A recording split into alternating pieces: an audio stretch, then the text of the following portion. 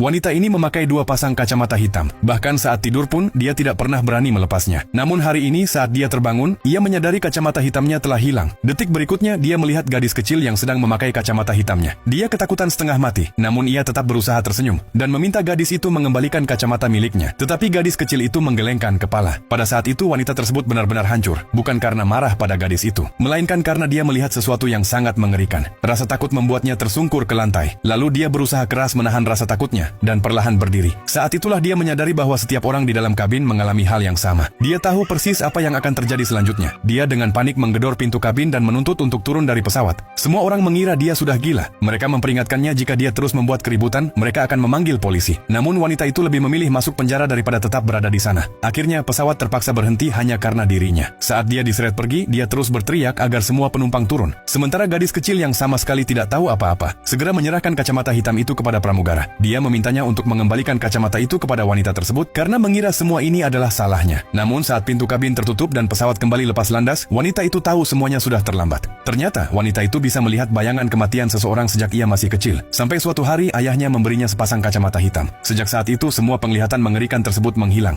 Selama bertahun-tahun, lemari wanita itu sampai penuh dengan kacamata hitam. Namun hal itu tetap tidak mampu mencegah kematian ayahnya. Dan beberapa saat yang lalu, karena gadis kecil itu tanpa sengaja mengambil kacamata hitamnya, dia melihat bayangan-bayangan gelap memenuhi seluruh kabin. Itu berarti pesawat tersebut pasti akan jatuh. Dan tak lama kemudian, pesawat itu benar-benar jatuh seperti yang sudah diperkirakan. Seorang polisi tampan melihat berita tersebut. Dia menganggap wanita itu sangat mencurigakan. Dia diam-diam mendatangi tempat wanita itu bekerja. Dengan alasan wanita itu tidak menghormati pelanggan, dia membuat bosnya memaksa melepas kacamata hitam wanita itu. Namun pada detik berikutnya, wanita itu menoleh ke samping dengan penuh ketakutan. Dia dengan panik meraih seorang pria dan memohon agar pria itu tidak keluar dari toko. Namun pria itu sedang terburu-buru untuk menemui selingkuhannya yang menunggu di dalam mobil. Dengan kesal, dia langsung menepis tangan wanita itu. Dan tepat pada saat dia berlari keluar dari pintu, bencana pun langsung terjadi.